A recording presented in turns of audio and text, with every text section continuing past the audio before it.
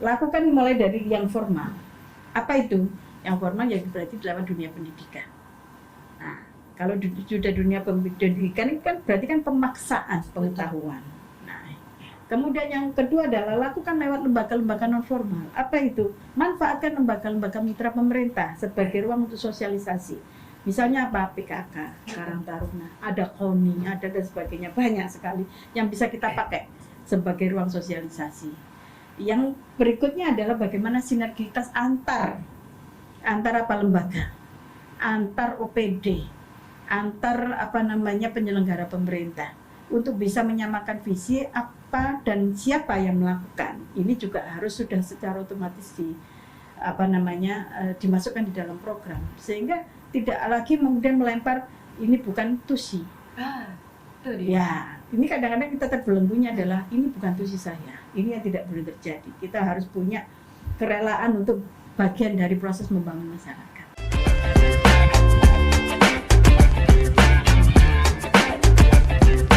Halo Empowers, selamat datang lagi di podcast Suara Rakyat. Kali ini bareng aku, Aira, dan kalau anak-anak zaman sekarang itu kan sering top up Roblox. Nah, itu ada kaitannya dengan literasi keuangan. Terutama akun ibu. Nah, akun ibu ini ibu siapa nih? Nah, kali ini Aira nggak sendiri, Aira ditemani oleh Ibu Wiwin Subramba dari anggota Komisi B DPRD Provinsi Jawa Timur. Selamat datang kembali, Ibu. Terima kasih. Ya. Bu Wiwin, kan Gen Z sekarang itu kan memiliki tabungan-tabungan nih. Ada yang memiliki tabungan maca tuh, saya terutama. Atau enggak yang lagi rame Roblox tuh lagi rame. Kira-kira kalau dari Bu Wiwin sendiri, gimana Bu Wiwin melihat kondisi literasi keuangan terutama di masyarakat Jawa Timur? Oke. Dari hasil survei BPS, literasi keuangan masyarakat Indonesia itu di angka 64, sekian persen. Sementara inklusi keuangan itu ada 80,5%. Inklusi keuangan itu artinya lembaga-lembaga yang penyelia keuangan ya, misalnya perbankan. Artinya apa? Penyediaan keuangan lewat perbankan atau badan-badan yang lain yang terkait dengan investasi ini tidak dibarengi dengan literasinya. Jadi masih ada ketimpangan ya. Nah, ini yang juga menjadi PR. Kenapa? Nah, ini yang akan kita bahas. Nah, ini ya untuk berikutnya. Kira-kira seperti itu, Mbak Ira. Kalau biasanya lagi rame itu literasi membaca. Ada juga literasi keuangan ternyata ya, Bu. Yang menyebabkan terjadi literasi keuangan sendiri itu apa aja sih, Bu? Literasi keuangan itu pengetahuan tentang keuangan. Nah ya kan selama ini pengetahuan keuangan masyarakat kita ini masih banyak terganggu dengan kondisi-kondisi sosial masyarakat kita ya. Ini memang problem utama kita ini adalah bagaimana adanya masih banyak ketimpangan tentang status ekonomi masyarakat. Ini juga akhirnya menyebabkan pengetahuan literasi keuangan masyarakat ini menurun karena apa? Ada target-target lain yang menyebabkan mereka tidak bijak di dalam mengelola keuangannya. Kira-kira seperti itu. Kira-kira berapa terbesarnya nih Bu Wiwin di literasi keuangan terhadap tingkat kemiskinan maupun kesejahteraan masyarakatnya sendiri itu gimana? Ya sangat signifikan ya karena kesejahteraan masyarakat, tingkat ekonomi masyarakat, sosial masyarakat itu sangat tergantung bagaimana pengetahuan terhadap literasi keuangan. Nah, selama ini kita ini kadang-kadang di sosial masyarakat kita ini masih berupaya untuk mengejar status. Nah, status itu dikejar dengan apa yang kita punya. Nah, itu tentunya membutuhkan biaya. Nah, padahal beda dengan di masa-masa era saya masih kecil, itu orang tua kita mengajarkan bagaimana ketatnya kita untuk menjaga keuangan, diajari nabung. Nah, dimulai dari di bambu, di celengan yang kaleng, di celengan yang ayam. Ya, artinya itu benar-benar dulu diterapkan. Kenapa ini menjadi berhasil di masa lalu? Karena memang masa lalu gangguan yang seperti sekarang ini tidak terlalu banyak. Maka memang perlu kebijakan personal secara lebih intens lah ya untuk menghadapi persoalan-persoalan kita saat ini. Nah, perubahan gaya hidup, ada hadirnya teknologi, hadirnya informasi yang tidak terbendung di tingkat global ini memang juga menjadi efek yang kurang baik juga, akhirnya mengganggu lah dalam literasi keuangan di masyarakat. Berarti ada kaitannya tentang informasinya juga ya Bu ya. Kalau dulu nabungnya di celengan nih, kalau sekarang nabungnya bisa di mana aja. Nabung di Maca contohnya. Itu katanya nabung, padahal hilang. Itu dia. Kalau di dalam pendidikan sendiri nih Bu, kira-kira informasi literasi keuangan ini apakah harus dimulai sejak dini atau malah ya dicari-cari aja sendirilah gitu? Harus, kalau itu wajib, harus dimulai dari dunia formal dulu. Ya memang kalau kita sudah berbicara pendidikan ini kan kita tidak bisa memutus mata rantai bahwa pendidikan dimulai dari rumah dulu, non formal dulu. Ya bagaimana orang tua ini mengajarkan kepada anak-anaknya, yang kemudian harus sinergi dengan dunia pendidikan secara formal di sekolah-sekolah. Kalau zaman dulu itu kita itu kan memang betul-betul di rumah diterapkan, dikasih celengan sama orang tua. Nah, di sekolah juga diajari, diingatkan untuk menabung. Bahkan kita diingatkan untuk jajannya jangan banyak-banyak ya, ingat menabung dan sebagainya. Kemudian dikasihlah pengetahuan bahwa dengan menabung nanti kalau di akhir tahun akan dapat uang sekian, kamu bisa untuk membeli apa. Nah itu kita dikasih pengetahuan yang seperti ini. Nah ini kan harapan besar kita juga diberi pendidikan yang seperti ini, pola seperti ini. Tapi ada satu hal lagi, kalau zaman dulu saya sampaikan juga bahwa dulu tidak ada gangguan seperti sekarang, tidak ada sosmed. Betul. Nah, tidak ada hal-hal yang mempengaruhi pola hidup kita. Maka sekarang pendidikannya harus ditambah. Bagaimana melatih mental anak-anak kita yang hari ini supaya tidak menjadi lebih konsumtif.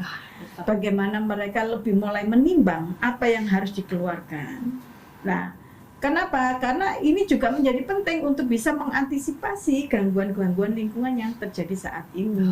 Itu kira-kira Mbak. Jadi wajib, penting banget itu pendidikan. Yang masih mikir kalau nabung itu cuma harus di celengan, enggak juga. Tapi juga nggak boleh terperosok ke investasi bodong ya Bu ya. Betul, pasti seperti itu. Bijak mengelola keuangannya. Karena kalau kita itu kan harusnya sudah mulai belajar menghitung apa sih yang menjadi kebutuhan kita. Betul. Kebutuhan kita dengan kebutuhan orang lain sangat berbeda. Wah, gengsi itu. Nah, kalau saya menyampaikan ke anak-anak saya itu mendidik, apakah kita hidup mengikuti kemauan kita atau orang lain? Atau kita hidup menuruti keuangan kita? Kalau ketika kita hidup dengan kemauan kita, ini kadang-kadang kita tidak memperhitungkan yang namanya bagaimana mengelola keuangan. Karena akses sekarang untuk berhutang itu banyak, termasuk pinjol. Nah, ini yang akhirnya menjadi rusaknya literasi keuangan masyarakat. Nah, tetapi kalau pendidikan itu sudah kita terapkan, hiduplah dengan apa yang kamu punya, dengan uang yang kamu punya. Ini bagian dari proses kita menyiapkan mental untuk bisa mengelola keuangannya itu secara baik. Kira-kira seperti itu. Berarti berkembangnya teknologi ini harus dipantau terus ya Bu ya, nggak boleh asal klik. Betul. Kita itu menghormati bagaimana teknologi ini memang dipakai untuk bisa mempermudah cara hidup manusia, ya kan? Nah, tetapi ini juga menjadi peluang terjadinya kepentingan seseorang yang ingin memperkaya dirinya sendiri dengan dalih meningkatkan perekonomian masyarakat. Betul. Misalnya dengan investasi bodong dan sebagainya. Ini yang juga intinya Pak, teknologi itu menjadi sebuah dua mata pisau yang bagi kita kalau kita tidak bijak ya sudah kita kena dua-duanya. Kan bahasanya begitu. Ini yang berbahaya. Maka memang membangun mental, menguatkan mental, kemudian menguatkan pengetahuan kita dan mengukur apa yang menjadi kebutuhan kita. Hidup ini kan sebentar. Betul. Gitu loh. Nah, ini yang harus menjadi kunci untuk bagaimana kita bijak memanfaatkan teknologi. Kalau secara general nih Bu Wiwin, perdesaan sama perkotaan itu kan jelas beda. Yap. Apalagi informasi yang disampaikan. Betul. Nah, kalau dari kesenjangan antara pemahamannya sendiri, apakah hal literasi ini sangat berbeda jauh? Sebenarnya dengan hadirnya teknologi informasi yang mengalir tanpa sekat mulai dari kota sampai desa harusnya tidak menjadi penghalang perbedaan itu. Tapi realitanya yang terjadi di masyarakat, kebanyakan yang terjerat di dalam pinjol, terjerat di dalam penipuan investasi bodong. Betul. Itu kebanyakan orang desa. Ya kan? Realitanya begitu. Iya. Nah, kenapa? Ada hal yang menjadi faktor utamanya adalah bahwa manusia itu secara naluri punya keinginan untuk menjadi cepat kaya. Wah, itu dia. Ya kan? Nah, lewat sosial media ini banyak sekali influencer-influencer yang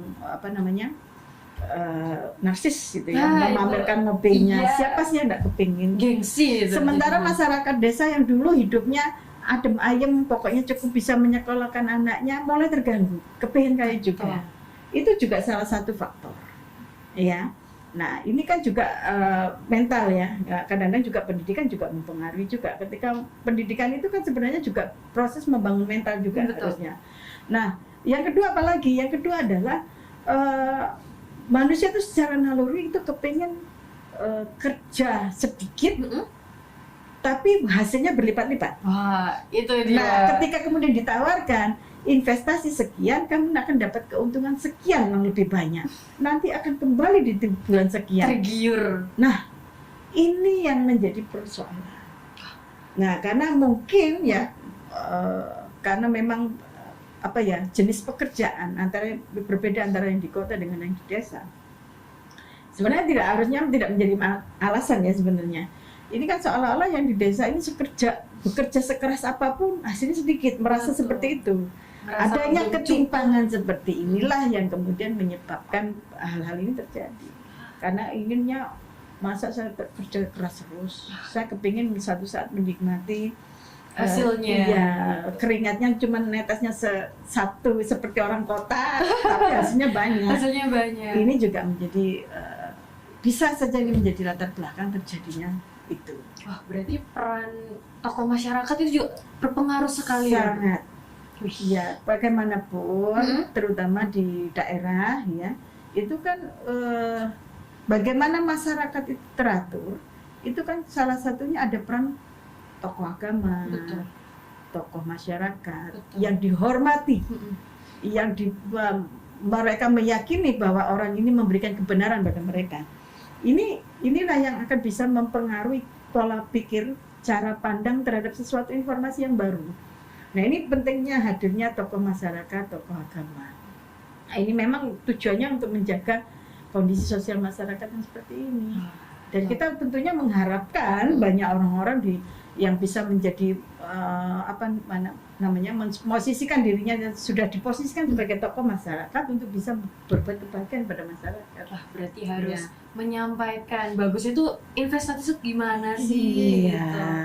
Terus, anak muda tuh sering yang namanya ada barang bagus, game lah bagus, wah murah nih paketnya banyak, dibeli. Ya, tanpa sadar itu bagian dari spend money yang tidak bijak.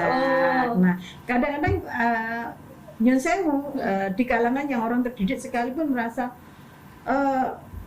salahnya sendiri ngapain pinjol, salahnya sendiri ngapain kok mau investasi emas, investasi ini yang abal-abal, bilangnya begitu. Betul. Tapi tanpa sadar kita sendiri melakukan hal-hal yang tidak bijak itu dalam urusan misalnya game, terjebak dengan game, terjebak dengan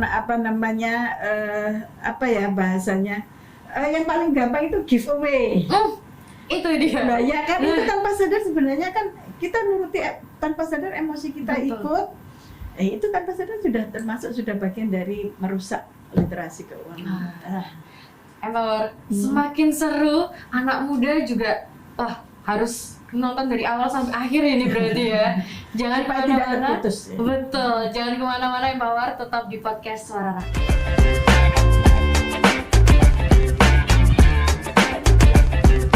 Halo Empower, kembali lagi di podcast Suara Rakyat. Masih bareng Aira dan Ibu Wiwi. Nah, Bu, kalau ngomong tentang tantangan dan strategi nih, di literasi keuangan sendiri, tantangan terbesarnya dalam upaya meningkatkan literasi keuangan, terutama di Provinsi Jawa Timur, itu apa aja?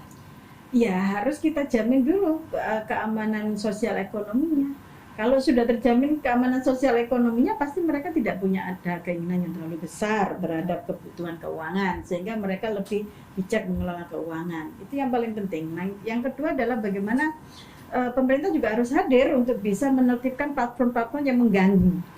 Pinjol, penertiban pinjol, kemudian yang berkaitan dengan aplikasi-aplikasi saham trading, betul, itu. Kemudian game-game yang menggunakan bahasanya Starpack, nah itu kan Beli juga satu dapatnya banyak ya, gitu.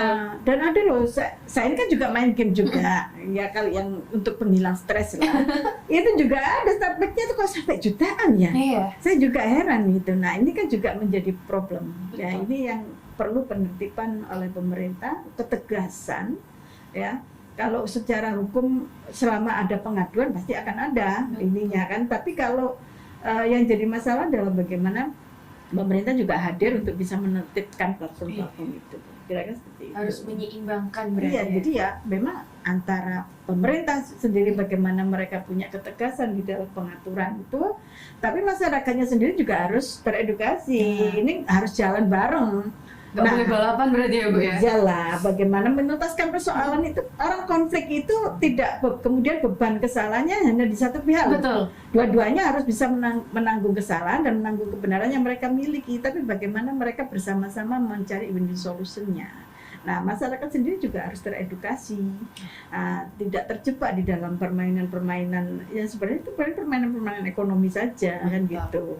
Untuk itu mengacaukan masyarakat, jangan sampailah lahir orang-orang stres, kan gitu. Betul. Nah, yang niatnya ngehilangin, refreshing main, kebablasan. Dan mental masyarakat itu sendiri harus dibangun lewat apa saja. Tadi sudah kita sentil lewat pendidikan, hadirnya tokoh masyarakat untuk bisa memberikan informasi yang baik dan benar.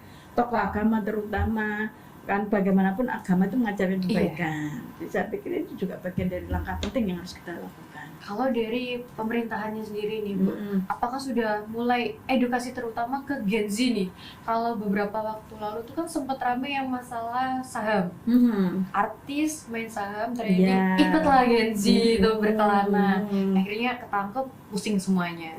Itu sudah ada informasi-informasi dari pemerintahan sendiri nggak sih Bu? Sebenarnya kan yang jadi masalah itu informasi dikeluarkan, tapi masyarakat kadang-kadang juga tidak memperhatikan. Wah, itu. Ya kan?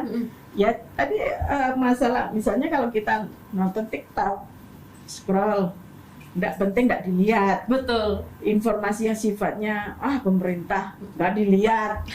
Nah ini kan juga problem. Sebenarnya pada pemerintah juga sudah berupaya melakukan itu, kemudian berupaya. Ya ini kan juga bagian dari sifat sosial masyarakat kita ya, yang suka menokahkan, mengidolakan. Ini juga harusnya menjadi ini. Yang ada yang menjadi penyakit itu begini. Misalnya artis nih, kemudian kena kasus yang berkaitan dengan apapun ya, entah narkoba, entah apa, atau yang berkaitan dengan trading itu, kemudian dipenjara. Keluar dari penjara bukannya ini tambah terkenal. Iya. Nah, itu juga menjadi masalah karena masyarakat akan melihat nggak ada masalah tuh habis dipenjara. Malah aman-aman saja. Harusnya kan sanksi sosial itu harusnya dijatuhkan. Betul. Ketika sanksi sosial ini dijatuhkan, ini akan memberi efek jerah yang luar biasa dan masyarakat akan menilai bahwa tidak akan ada ruang bagi orang-orang yang sudah pernah melakukan kriminalitas sekecil apapun itu. Harusnya begitu, sanksi sosial harusnya berjalan. Kalau kata anak muda sekarang tuh cut off. Nah, langsung itu dia. Cut off aja. Nah, tapi secara teori memang cut off itu gampang diucapkan. Tapi ketika melakukan, buktinya begitu idolanya bangkit, penggemarnya banyak lagi. Lupa. Nah ini lupa, kata lupa ini yang harusnya bisa menjadi titik poin bagaimana kita ini harus mengingatkan selalu kepada terutama Gen Z. Jangan gampang kena sindrom lupa. Iya. Jangan. Karena apa? Tapi bermakna itu. Karena itu akan mempengaruhi nasib kita di masa depan. Ya mungkin teman-teman Gen Z ini akan meremehkan apa sih gitu. Nah kalau kita kan ngomongnya karena kita sudah mengalami ya. Nah, jadi kata-kata lupa ini harus ditanamkan. Saya tidak mau. Saya akan melawan lupa. Saya akan mencatat sejarah. Betul. Bahwa sejarah yang buruk ini harus saya tinggalkan, sejarah yang baik harus saya pakai. Itu harusnya menjadi patokan di dalam proses untuk mendewasakan diri. Kira-kira seperti itu Gen Z. Kalau bahas Gen Z itu agak ada bagusnya, ada nggak bagusnya. Karena kan Gen Z itu pasti FOMO-an tuh loh Bu. Ya, tapi Lihat apa dikit, ikut itu idola ini. Aira juga nggak? Kalau saya, iya. Tapi kalau saya lebih ke makanan dan minuman aja sih Bu. Ya memang ini dinamisasi ya di dalam masyarakat dan ini butuh proses juga karena kadang-kadang kenapa ini tidak bisa ngeblend antara pendidikan generasi yang di atasnya Gen Z dengan Gen Z kadang-kadang karena merasa dunianya berbeda. Iya. Nah yang kitanya juga nggak bisa ngikutin. Betul. Nah yang ini juga tidak bisa menerima dengan gaya konvensional. Padahal justru yang konvensional ini kadang-kadang justru penyelamat. Contohnya kita berbicara tentang literasi keuangan. Kalau dunia konvensional seperti kami, ini kan ya sudah ada kelebihan uang simpan sebelum dibutuhkan. Ditabung. Iya ditabung gitu kan. Kalaupun investasi itu investasi yang diperhitungkan betul. Paling gampang saya contohnya ya kalau ada kelebihan uang paling nggak investasi yang paling aman adalah beli tanah. Nah sudah real. Itu karena kayak apa anak Gen Z bilang konvensional banget sih Bu. Kan begitu. Nah ini yang akhirnya menjadi gap. Padahal justru yang konvensional yang aman. Ya kan ketika mereka berbicara sekarang sudah bisnis itu nggak begitu. Bisnis itu yang tidak terlihat bisa menjadi bisnis. Tapi bahayanya di situ justru. Nah ini perlu ada sesuatu yang bisa ngeblend supaya nanti kesamaan visi terutama di dalam urusan literasi keuangan. Berarti peran tokoh masyarakat dan peran keluarga itu juga terpengaruh banget. Pastinya. Gitu. Nah, Gen Z yang biasanya sering FOMO-an, ada apa dikit yang dapat uang, ikut, nah jangan loh guys. Kayaknya perlu dipasang rem yang pakem ya. Betul. Ada remnya kalau waktu ngeblong banget juga. Nanti pas udah keblosok, kaget. Gini rame lah. Apalagi teknologi sekarang sosmednya udah kenceng banget. Kalau dari peran pemerintah daerah tadi kan harus mengedukasi nih Bu. Kalau dari DPRD-nya sendiri, peran pentingnya dan peran khususnya dalam mengawasi atau menginisiasi kebijakan itu seperti apa? Ya, kami yang jelas punya salah satu fungsinya adalah legislasi atau bersama-sama dengan pihak eksekutif untuk membuat inisiatif perda, ya kan? Nah, perda ini apa sih? Perda itu peraturan daerah yang memang tujuannya untuk bisa membuat keberaturan. Nah, kalau memang dibutuhkan, nah ini kan perlu yang namanya jaring informasi masalah, ya kan? Nah kalau masyarakat tidak aktif untuk memberikan laporan kepada kita, bagaimana kita punya dasar untuk menerbitkan perda? Nah ini fungsinya legislatif. Legislatif ini kan punya kegiatan yang reses misalnya untuk serap aspirasi. Ini salah satu cara kami untuk bisa menjaring informasi masalah ini untuk bisa kemudian ini perlu diterbitkan perda, ini tidak. Ini fungsinya DPR. Nah, kenapa makanya di DPR itu ada yang namanya reses. Jadi jangan masyarakat berpikir reses itu kemudian hanya untuk minta bantuan pemerintah, bukan. Tapi proses reses itu adalah bagaimana serap aspirasi termasuk menjaring masalah yang terjadi supaya kita fungsikan sebagai modal untuk bekerja di legislatif. Kira-kira seperti itu, Mbak Aira. Berarti reses nih kalau kata anak muda sekarang, paling orang tua. Nah, berarti ini waktunya anak muda yang bergerak. Iya, kita serbu guys. Biasanya reses serbu guys. Biasanya kalau kita ngundang yang muda tuh nggak hadir. Tuh, berarti harus ditonton nih. Buat datang reses tuh nggak hanya untuk aspirasinya orang tua saja. anak muda tuh harus sekarang. Sampaikan saja. Nah tuh, yang kejerat pinjol mungkin bisa dibantu nanti. Aspirasinya akan ditampung. Iya, pastinya. Nah, ya. Biasanya Gen Z itu kan jadi netizen terus tuh, Bu. Nah, kalau netizen secara online itu kan sudah biasa. Ya. Sampaikan langsung aja berarti. Iya. Ya. Jangan melalui IG aja berarti. Betul. Sosmed ya. Nah, bijak dulu lah untuk belajar. Belum paham langsung betul. Nyerbu dia. Pahami dulu apa sih tugasnya dewan, apa sih fungsinya reses, itu dipahami, ditanyakan ke jangan lewat orang lain, langsung saja. Apalagi sekarang kan informasi juga sudah mengikuti gayanya Gen Z loh, Bu. Indrapura pintunya selalu terbuka. Nah tuh, kalau dulu mikirnya pasti paling untuk orang-orang penting. Enggak guys, bisa kok sekarang. Mbak Aira di sana dicegat apa enggak kemarin? Enggak, saya akrab sekarang sama Pamda. Iya betul.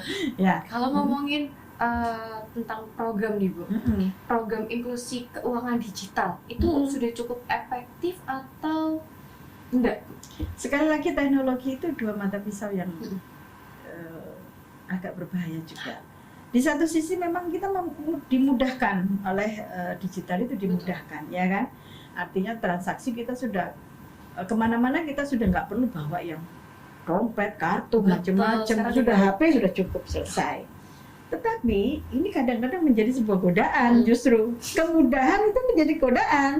Yang tadinya nggak lapar mata karena memang kita sudah bawa, begitu kita dananya habis ada pinjol yang diandalkan.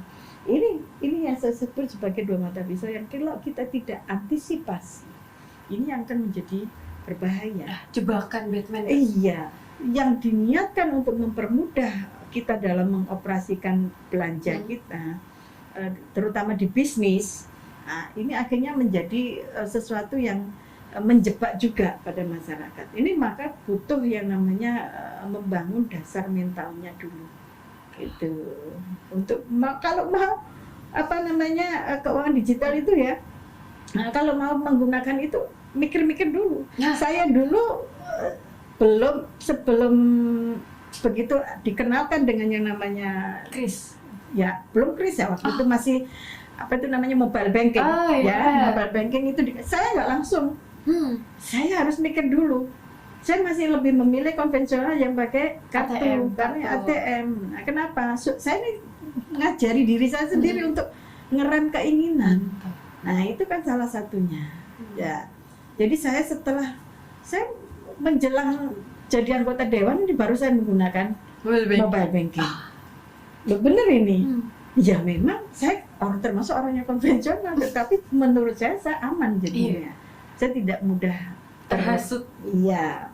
Nah ini yang juga saya tidak bisa bilang kemudian ini menjadi sebuah racun, karena memang di dalam kebutuhan bisnis, saya sendiri merasa sangat terbantu dengan adanya mobile banking atau digital keuangan digital ya bahasanya.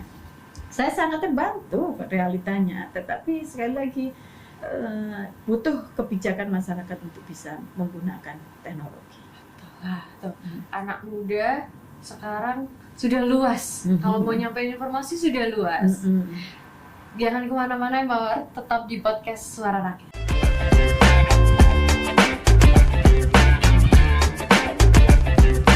Halo Mawar, kembali lagi di episode podcast Suara Rakyat yang dimana masih ada Aira dan Ibu Wiwi. Nah kalau bahas anak muda ini kan capek tuh Bu ya? Enggak lah. Anak muda tuh kan kalau diomongin selalu ngeyel terus. Kalau diajak ikut orang tua yang dulu pasti bilangnya kuno. Kalau yang sekarang aduh pusing banget ngikutin zaman gitu. Kalau dari sisi anggota dewannya sendiri nih Bu, mendorong masyarakat untuk tidak hanya menabung tapi juga harus memahami konsep investasi dan perencanaan masa depan itu gimana? Ya sederhananya begini. Kalau sudah ngomong investasi itu kan kita berbicara jangka panjang. Betul. Nah, anak-anak sekarang itu kan kadang-kadang tidak memikirkan jangka panjang, yang penting hari ini. Nah, happy hari ini. Nggak tahu lah nanti setahun, 2 tahun, 5 tahun, 10 tahun itu mereka kadang-kadang tidak memikirkan. Padahal saya ingat betul ketika saya masa kuliah, ini sudah biasa lah di dalam grup pertemanan itu pasti akan sudah mulai berbicara. Kamu mau jadi apa habis ini? Kira-kira nanti apa? Kita akan menikah di usia berapa? Betul. Kita akan punya rumah kapan? Itu sudah mulai memikirkan. Artinya itu menjadi sebuah diskusi ya di era saya. Tapi kalau yang saya lihat teman-teman sekarang itu adik-adik Gen Z ini tidak melihat begitu. Kecenderungannya adalah bagaimana mereka eksistensi, ya kan? Tidak kadang-kadang kurang bijak untuk berhitung 5, 10, 20 tahun lagi itu belum dipikirin. Nah, ini yang kita ajak tuh ngomong begitu. Saya biasanya kalau beberapa kali diundang di kegiatan Posyandu Remaja biasanya, itu saya malah ngajak mereka untuk berhitung. Ambil kertas, ambil ballpoint, hitung coba kebutuhan. Kita mau berbicara tentang kebutuhan hidup. Nah, akhirnya mereka akan berpikir, saya tarik untuk bagaimana 5 tahun ke depan. Apakah nilainya uang kebutuhan itu akan sama dengan hari ini? 10 tahun lagi bagaimana? Nah, investasi itu jangan berpikir pada sesuatu yang formal menghasilkan. Betul. Yang investasi menabung, menyimpan untuk kemudian kita membeli sesuatu yang besar ke depan, itu juga bagian dari investasi. Nah, pengertian-pengertian yang seperti ini, kita berbicara tentang kebutuhan dasar sebagai manusia. Jangan mengharapkan warisan. Katanya gitu ya, kita harus menjadi pionir, katanya gitu. Jangan hanya menjadi pewaris. Itu sebenarnya sudah bagus loh, Gen Z itu membuat kata-kata seperti itu. Saya tuh kalau mendengar kata-kata luar biasa ya anak-anak sekarang itu. Bukan pewaris tapi perintis. Nah, bukan pewaris tapi perintis. Betul. Tinggal aplikasinya aja. Sesuai nggak dengan yang disampaikan? Kira-kira seperti itu, Mbak Ira. Kalau dulu tuh ada kata pepatah, jangan menabung di orang tua, investasi bodong. Itu dia. Ini namanya menuduh. Itu kan sering jadi guyonannya anak sekarang. Nah, maka pelajaran di dalam keluarga Betul. itu juga menjadi penting, terutama ibu. Maka tidak boleh ada lagi kata-kata menjadi ibu rumah tangga itu adalah sebuah profesi yang marginal. Jangan ya, untuk Gen Z terutama. Karena justru menjadi ibu rumah tangga itu adalah harus siap menjadi guru. Guru pertama. Guru pertama buat anak-anak. Nah, anak-anak itu akan lebih bisa menangkap apa yang dia pertama ikuti. Nah, itu harus dari ibu, dari orang yang ada di rumah, yang membimbing. Maka ibu sekarang itu nggak bisa disepelekan. Ibu yang sekarang itu adalah seorang ibu yang punya pengetahuan lebih, pemahaman lebih, tidak boleh ketinggalan zaman, harus informasi harus bisa lebih cepat menerimanya, sehingga bisa menjadi bahan pengajaran kepada anak-anak. Kira-kira seperti itu, Mbak Aira. Iya, kadang saya kalah sendiri sama mama saya. Update-nya lebih up to date daripada saya. Kalau dari pengalamannya Bu Wiwin sendiri nih, tentang kalau reses itu kan selalu ke masyarakat. Kira-kira bagaimana menampung aspirasinya, terutama kan biasanya yang datang tuh kan orang tua. Biasanya kan pasti sambat, aduh Bu, literasi ini operasinya nggak jalan, tiba-tiba hilang gitu. Ya banyak sekali persoalan sebenarnya di masyarakat ya.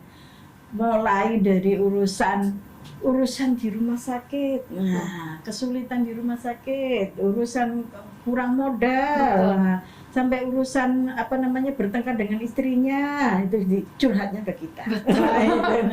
Nah, tapi tidak apa-apa ya, ini memang tugasnya wakil rakyat. Jadi semua hal yang saya justru kalau saya secara pribadi senang kalau semua orang mampu menumpahkan perasaannya kepada kita, menumpahkan apa yang mereka kendala di dalam mereka itu bermasyarakat, ya, ngomongkan drainase, ya, rumah saya mampet ini, siapa yang mau saya sambati. Nah, itu memang tugas kita. Tugas kita untuk bisa kemudian kita ini kan secara otomatis terhubung dengan mitra-mitra OPD. Nah, yang kemudian kita ini bahasanya sebagai penghubung. Ini ada keluhan masyarakat, saya rangkumkan.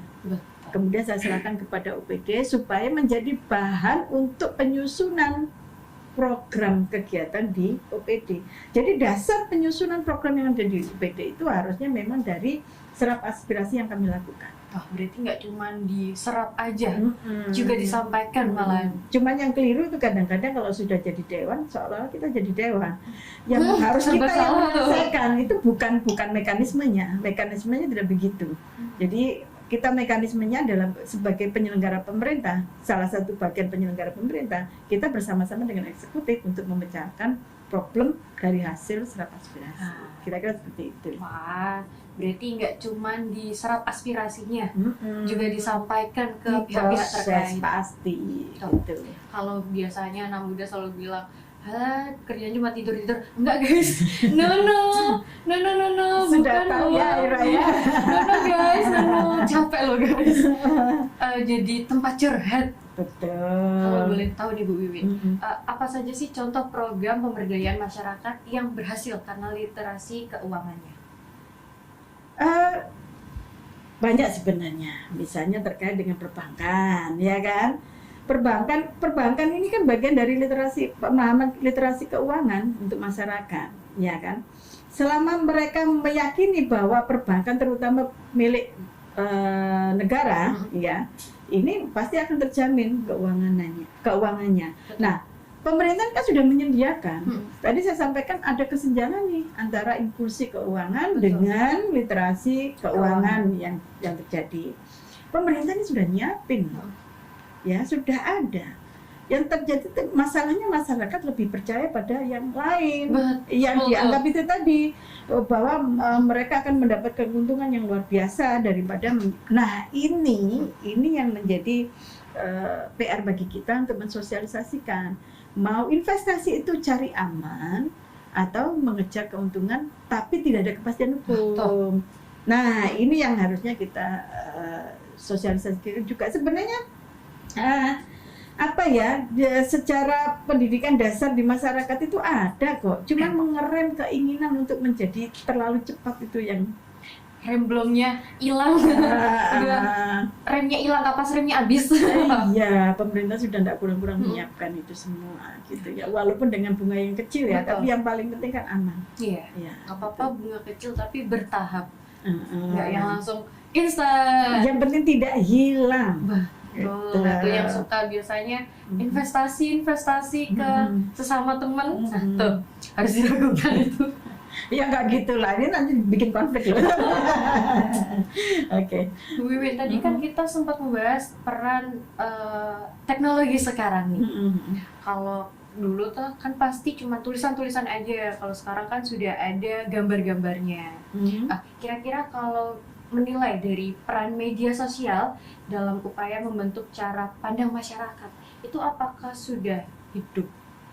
Terutama dari informasi literasi keuangannya seperti tawar uang dan mungkin simpan pinjam. Sebenarnya sudah luar biasa media itu banyak mengupas termasuk ke obrolan kita hari ini, dan saya yakin podcast yang terkait itu juga sudah banyak sekali. Cuman problemnya apakah masyarakat itu mau mendengarkan sampai habis?